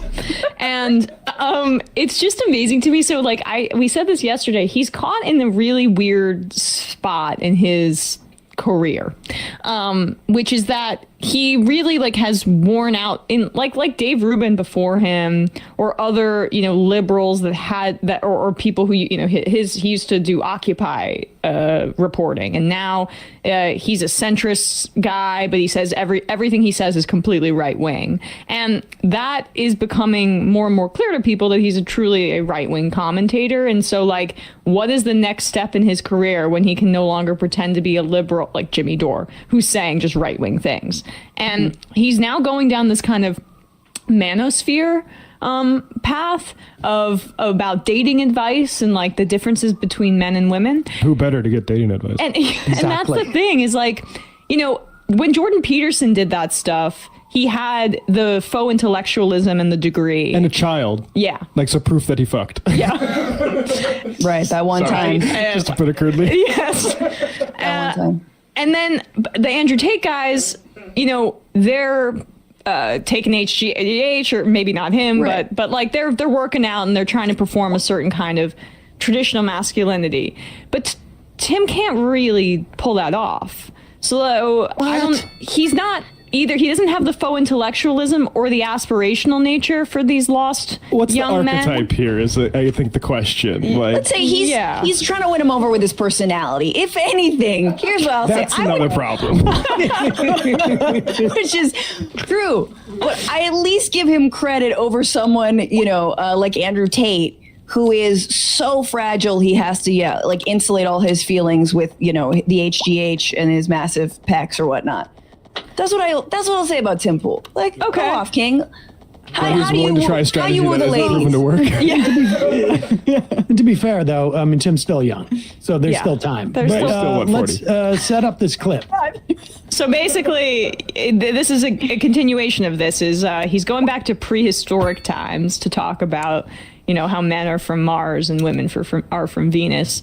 And he's using his favorite source. It's incredible. Every article, not every, but he's always citing the Daily Mail, the British tabloid. He has alerts set. He loves the frickin' Daily Mail. His subscription to the National Enquirer ran out. That's exactly. I think like 3 of the last 4 Tim clips we've played, he has just been reacting word for word from a Daily Mail piece. So you know you're getting the news here. Running, but my understanding, because I watched that when I watched a video about this Native American tribe where they run like hundreds of miles, like just full sprint and stuff like that. But let's read this. What? They say, if you envisage... Pause it for a second. I just fact check on this. Are there Native American tribes that can run hundreds of miles? It's intellectual stuff you guys wouldn't understand. Yeah, it's I've seen Pocahontas, all right. There was that song. Yeah, and... Bro, did you hear about these natives that can sprint 100 miles? They're running with the colors of the wind. Yeah. They just like focus on a horizon and they go. No, they're doing they're doing the Forrest Gump thing at the end of the movie. That's like their entire culture. Why didn't they just run from the genociders? Yeah, that's crazy. Right. Let's read this. They say, If you envisage a prehistoric hunter, the vision of a caveman might spring to mind. But a new study claims that these cavemen paled in comparison to their female counterparts. Oh, wow. While women have long been seen as child rearers and gatherers and men as hunters, researchers from the University of Notre Dame have debunked this theory. No, they didn't. They've made a claim. Notre Dame. The study found that not only did prehistoric women engage in the practice of hunting, they probably did, but their female anatomy and biology would have made them intrinsically better suited for it. I completely disagree with that. That is a political statement. I do believe it's fair to say that women... Oh my God, wait a second. Okay. Does he provide evidence for that disagreement? There are other animals in the animal kingdom where the women are the hunters. Lions are like the one that comes right. I'm pretty sure that's true. I mean, that's my understanding based on Lion King, but yeah. No, I mean, it's just exactly like, what is based upon what does he disagree with what experts say about prehistoric? Like what? I think I would be a better hunter in the wild than Tim. I'm bigger than him. I think I might be taller, but I might weigh more. He once went to the Natural Museum of History, and he made an assessment based upon a clay figure or something. Yeah. Diorama. All right, go back a little bit.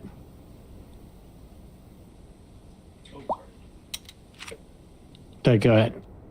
I completely disagree with that. Their female anatomy and biology would have made them intrinsically better suited for it. I completely disagree with that. That is a political statement. I do believe it's fair to say that women hunted. Sure, women hunt today. And it's probably 80-20. Go to any hobby event. Bro, I'm sorry, man. Go to the skate park. 90% males. Good luck if there's a single female there. Go to a comic shop, a card shop. Go to the poker tables. It's the same. Yes, there are some women there. It's overwhelmingly dudes doing all. If when I think of modern hobbies that are most applicable to hunting and gathering, I think of skate parks. It's those hunter-gatherer comic book buying. The Hunter Magic the Gathering, bro. And then the playing poker. I mean, if you can think of anything analogous to the physicality needed to hunt a bear, I think about sitting down at a table and passing out cards. Playing poker with the boys. Playing cards. Yeah. Eating sushi, okay? Show me a prehistoric woman that can do that. I just love that he's reading, that at this point he's run out of content, so he's just reading things and getting triggered by them. Yeah. Is brilliant. He's a single man. He's a single man that, as far as I know, that's upset that more women aren't coming to his skate park. I don't know if but I don't know. This just seems like a guy that's upset that his skate park. He's talking about his girlfriend recently. Oh, I'm sorry. Well, so he's literally defending cavemen. He's going back in time to defend prehistoric masculinity from, feminine. Well, his feminism. proof is that there are more men than women at the poker table. Therefore, in prehistoric times, women were definitely not more suited for hunting than men. Obviously. Duh. Hello. Have you seen who's at the skate park when he goes there? I think we can extrapolate for that matter. On what the prehistoric people did. It's quite obvious. This is amazing. The guy doesn't. It's just amazing. I disagree. It's a political statement to try and assess what prehistoric people did. It's also a political statement that they hunted. How do we know that they hunted? Yeah. Maybe it was just because we found a couple of arrows. Maybe just some feminist cave women who were trying to fool the historical record. It's a false flag. But he doesn't even. You know how deceptive women are. Yeah. Well, the prehistoric women were famous for getting their info in the time capsules that they buried. Right. So, go back a little bit and let's... Email there. Go to a comic shop, a card shop. Go to the poker tables. It's the same. Yes, there are some women there. It's overwhelmingly dudes doing all of these things. I don't know what it is that women are doing. I don't hang out in spaces where there tend to be large groups of women. Perhaps they're shopping or something. Can we make sure that I have not drop? heard of You don't have to cut back to me. I just want to make sure that I don't know what women are doing. It needs to be a drop. I don't know where they are. The argument is that shopping is akin to gathering, and the reason why men want to score objectives is that it's akin to hunting. I believe it makes infinitely more sense that as women were gathering and men were hunting, this is why you have the trope of women shopping, because they're effectively going out and finding things to bring back to the family that the family needs. I think it's admirable. I don't see anything negative about it. And I think it's silly that people are offended at the notion that women like to shop. This is a funny thing to me. Guys go work. They slay the boar. They bring the meat back. That's what Tim's doing right now. They give the family food. Women go Lock out the door and slay the boar. Yeah, that's exactly right. That's what he does. So if you look at this in like a 1950s sense of the wife shopping and the man working. 1950s, well, yeah, is the man going to go shopping for things the family needs when he's at work? No, the guy's at work handling the new account for, the TPS reports or whatever. Slaying the boar. The TPS makes money. Slaying the boar. And the wife says, TPS reports, I believe that's from Office Space, right? Is that the thing? Is that or no, is that from, there's a movie that has TPS reports. I want him to keep going and like deconstruct capitalism, like wage labor and all this, and be like, why he's did aware men? that, do you think he's aware that during the 50s that women weren't really allowed in the workforce? Like you could be a secretary. Like maybe he wasn't. They were so happy though, Sam. They loved it back then. The reason they why were they good at weren't gathering. allowed. They were good at gathering. Yeah. And there was just no gathering jobs at the time. Honey, you're just really good at gathering. Just go gather. Go gather today. Give yourself a gathering day. Yeah. Good. Treat yourself. needs when he's at work. No, the guy's at work handling the new account for, the TPS reports or whatever. Then he comes home. He makes money, and Only the wife reference says, to I'm going to war. go to the store to pick up the groceries we need for food so we can have dinner. I think it's completely admirable. This show's like, women like shopping. Well, women took it personally, got offended by it, when in reality it's like, dude, I hate going shopping. I love it when there's just food. Like, you pick up the food, and then, I'll tell you the things that I like, and I appreciate it. But, I don't mind going to the grocery store with my girlfriend and stuff like that. Yeah. But we're getting winter clothes, and I'm like, just grab me whatever. You know what I mean? Like, Tim would wear whatever. He has no particulars about what's being shopped for him. It's almost like his dress code is like entirely uniform, and he's made pretty active decisions about what he does and does not want to wear, but then pretends that he's above it because that's too feminine. I love Tim Pool talks about slaying the boar. Like, he talks bullshit into a camera for 3 hours a day and then goes and hangs out by the skate park. I can't. What he could do, instead of talking about women be shopping, is look at the study and is like, oh, actually, this is based on the fossil record. Yeah, right. And maybe get into that a little bit. Instead, it's like, I reject that entirely because women in the 50s, like, what? How do people watch this, I guess, is my question, and think they're getting anything other than just like... Also, there were massive historical gaps and like centuries and centuries between the prehistoric times of cavemen and women to like the time when we had women be shopping. Like, there are centuries and centuries in between those things. He needs to pick an argument. He's just ping-ponging back and forth. Are we defending prehistoric man here? Are we talking about shopping, like clothing shopping? Because that's what he seems to end with. Or are we talking about actually putting food on the table? So he's conflating women in the kitchen, prehistoric man rights, and like, I don't like shopping. This beanie smells like an asshole. Like that. I don't really like. He needs to find a lane and stick to it. And then there was the sad part of him wishing he had food in his fridge or someone to come home to cook for him. And that seems like a lot of where this kind of this stuff comes from. Impressive work. Is there any more to that video? Let's play one more. Like a minute. I appreciate it, but I don't mind going to the grocery store with my girlfriend, stuff like that. But we're getting winter clothes, and I'm like, just grab me whatever. That's what it means to be a mind Like, Fowler. I'll try it on, and grab me whatever you think works. I appreciate that. Look at this. They say, rather than viewing it as a way of erasing or rewriting history, our studies are trying to correct the history that erased women from it. Yes, that's right. Here you go.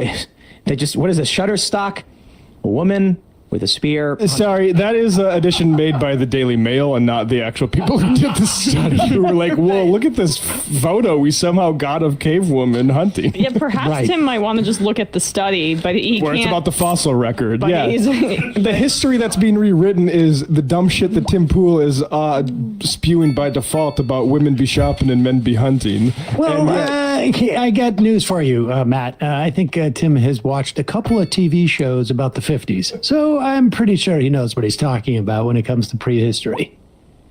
Okay. So here's what they show, right? The female. The suite of features below confer an endurance activity advantage. I'm going to completely debunk this very, very, very easily. This is hilarious. Number one, Better psychological brain. pacing, greater fatigue resistance through central and peripheral neuromuscular mechanisms.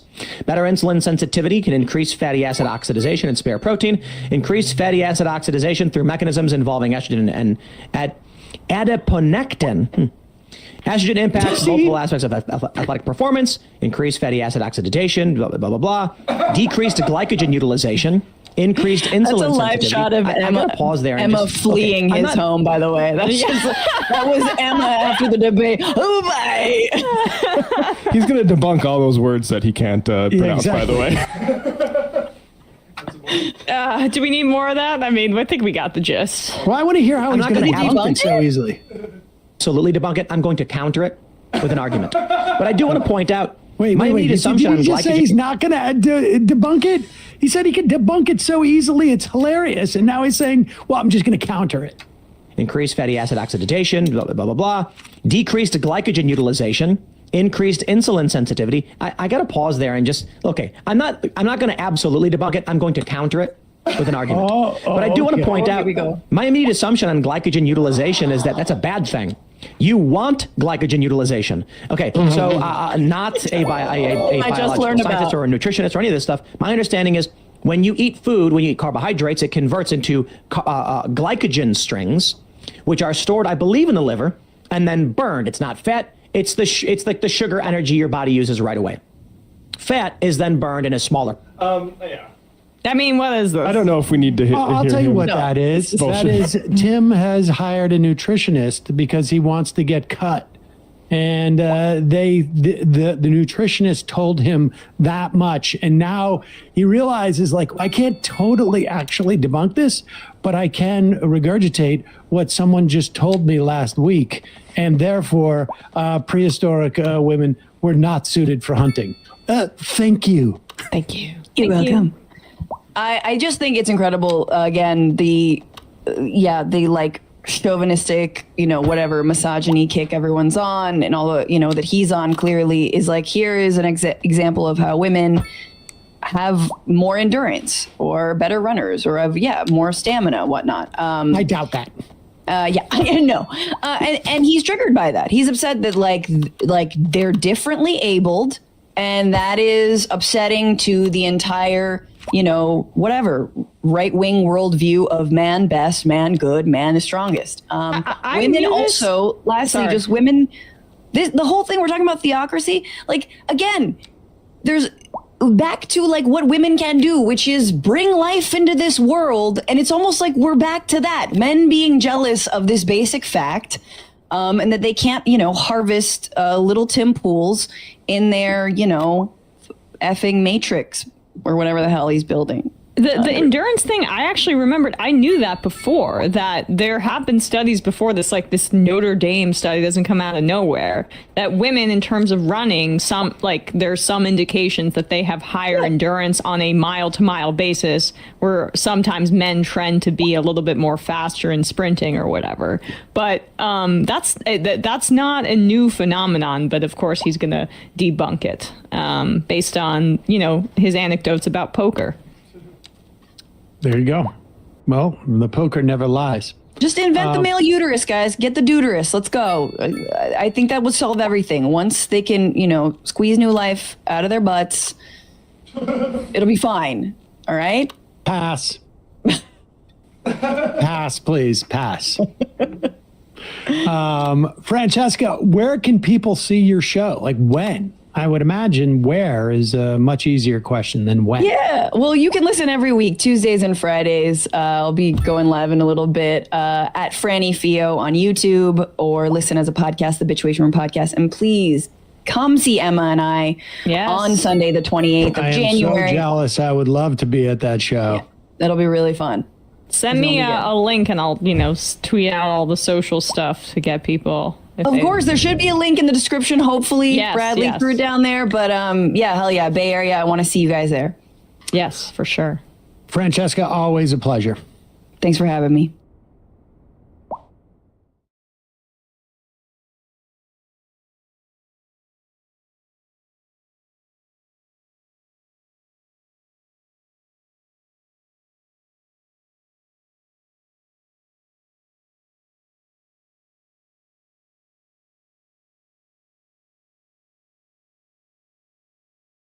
Tim Pool seems to oh God.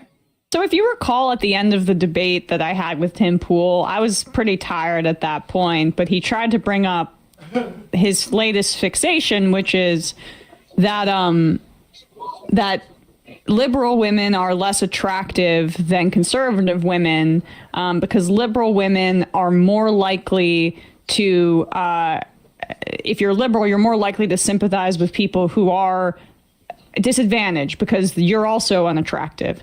And, I had half a mind to say to him, Tim, is this your way of calling me ugly? Just to see how he would respond. And if I were to do it over again for the lulz, I definitely would. But at that point, I wanted to get the hell out of there. And it is interesting to see that he still has this bee in his bonnet.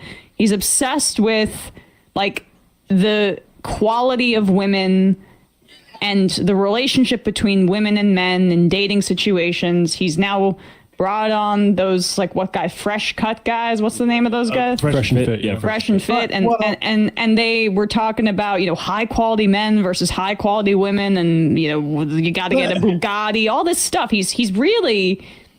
I think on some level you're being unfair. You got to remember, Tim is moving into adolescence now. Oh, I'm sorry. And this is when a lot of those issues come up in your, as you exit your tween years emotionally. But here's Tim Pool.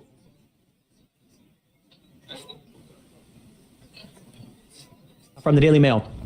They say, Bryce Adams, 29 from Florida, joined the adult content site. Oh, it's so brutal. OnlyFans tried to be legit. And in just 2 years, she has turned into a booming business, earning herself millions of dollars along the way, as well as a legion of avid followers. She raked in $6.4 million last year and gained a whopping $60,000 just for one live stream. Here's what I love about this. I often think about these women who are like, they have that video walking through New York for 5 hours as a woman, and all the guys are like, how you doing? Like, what up? Like, guys following her. Some of it was benign. Some of it was kind of creepy. And it's funny because I've talked about this before. Men do suffer the same thing, but men are valued for their social status, not for their attractiveness, mostly. So, a hot guy walking down the street might have a girl say something, but probably not. Men are the ones who typically do the pursuing. But here's the funny thing. Hey, nice beanie. If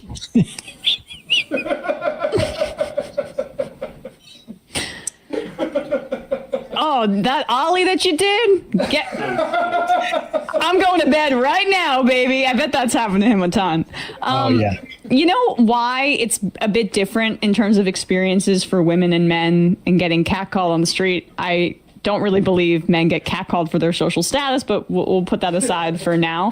Yeah, nice watch. I've heard this, and I'm paraphrasing, right? Someone said this at one point to me, and so I'm misattributing. I don't know where the quote comes from, but that a man's greatest fear is that a woman will make fun of him or reject him, and a woman's greatest fear is that a man will kill them. And it seems a little old-fashioned in a sense, but there is some truth there too.